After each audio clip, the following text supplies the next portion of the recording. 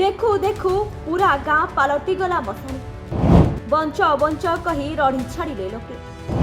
सुखिला पत्र परी भासिला कुढ़ कुढ़ शव। सु सु गर्जन करी भयंकर रूप नहीं माड़ी आसला। आउ आखि पिछुड़ाके सबकिछि खिन भिन करदेला। केही किछि करबा आगरु एकाथरकरे 9टा गाँ पालटी गला मशाणी। जुआड़े देखिब सियाड़े कुढ़ कुढ़ शव। गोटे जुईरे जलिला हजार हजार लोकंकर मृत शरीर। एबे भी थमिनी मृत्युर तांडव। एमिति लागुछि सत जेमिति एथर शेष होइजिब पूरा मानव समाज। किए घर छात उपरे बसी चित्कार करुछि तो पुणी किए गछको धरी ओळी रहिछि, जहाको देखिले लोममूल टांकुरी उठुछि। एमिति लागुछि जेमिति मनिष उपरे प्रकृति दाउ साधिछि।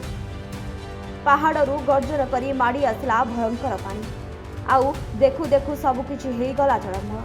मात्र किछि समय भितरे गभीर जल राशि सुखिला काठी कुटा परी भासिला मनीष और गाई गोरु। जुआड़को चाहिए केवल प्रकृतिर भयंकर तांडव। देखु देखु आखि पिछुड़ाके सबकिछि होइगला नष्ट। बंचाओ बंचाओ कही रढ़ी छाड़िले लोके।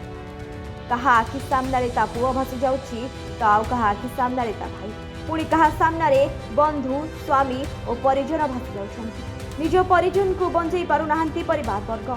असह्य होई करुछन्ति चित्कार। एपर्यंत 9टा गाँ 50 रु अधिक लोक निज जीवन हरैछन्ति। आहुरी अनेक लोक एपर्यंत निखोज थिबा बेले दिनकु दिन मृत्युर संख्या बढ़िबारे लागिछि। जहाकु देखिले एमिति लागुछि सत हेबाकु जाउछि मालिका वचन।